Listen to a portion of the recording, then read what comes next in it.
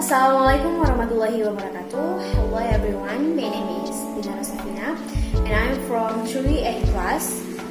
I made this video to fulfill the final assignment of academic speaking course. So I will talk about religion and peace.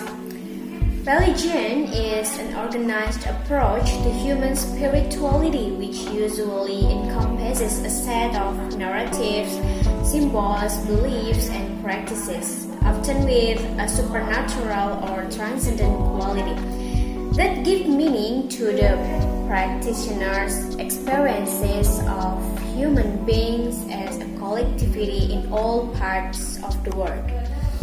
Religion can also, or relationships between human beings, probably in all walks of their life, and religion factors of everyday human life, for example, education, politics, economy, etc.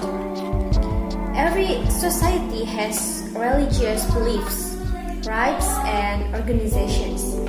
Religion very often affects our understanding of the everyday life. The way in which we relate to each other is very often influenced by our religious beliefs.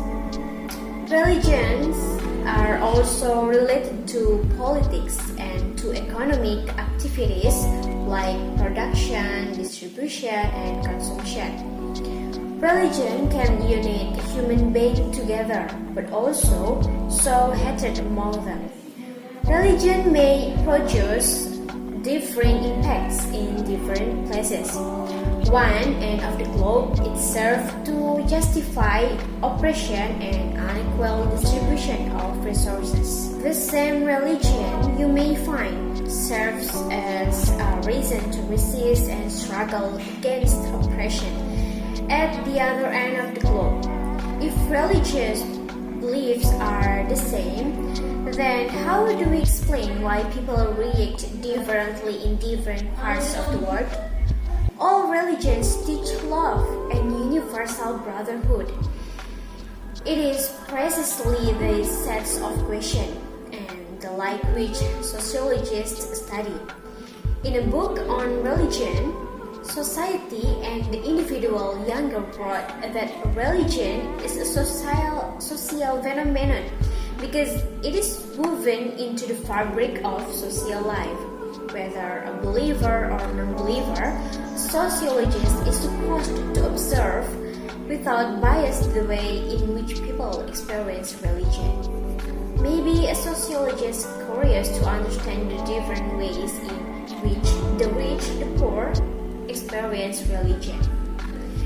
And reality is not what meets our eyes alone. A sociologist most often tries to unearth the explicit, outwardly visible reality. But behind this lies the invisible trend, the increasing criminal trends of party politics. Further, in times of acute crisis, there tends to emerge a strong fervor of religious revivalism. By research, a sociologist might possibly prove that the rich use religion during crisis to exploit the masses, or it may be that the masses recall and revive religion during crisis as a measure of hope. By now, you would have understood that religion is a social phenomenon and hence it is legitimately a field of sociological study.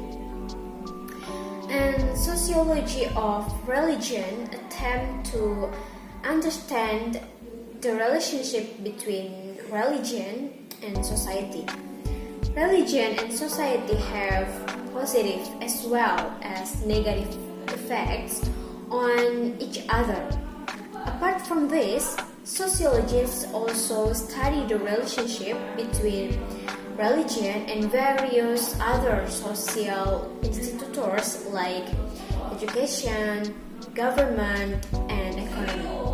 They try to study the separate meaning of religion for various groups and levels in a society.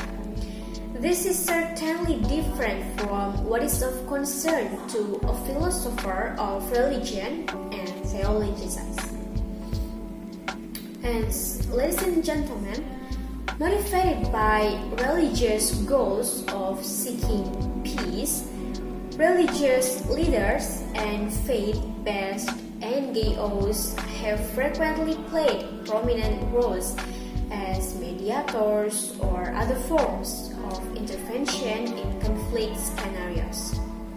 Some religious figures have been able to use their positions of authority to work toward peace and to forward the cause of justice. Pope John Paul II, for example, played a prominent role in Lebanon, Poland, and Haiti. As respected members of society, individual national religious leaders have often been at the forefront of efforts to deny impunity and bring an end to fighting. For instance, local bishops have served as mediators in civil wars in Mozambique, Burundi, and Liberia. The All Africa Conference of Churches brought a temporary end to the Sudanese civil war in 1972, in part through prayer at critical points in the negotiations and by invoking both Christian and Muslim texts. So, ladies and gentlemen, that's what I can convey in this speech. I apologize if there are any mistakes. Thank you for your attention. Wassalamualaikum warahmatullahi wabarakatuh.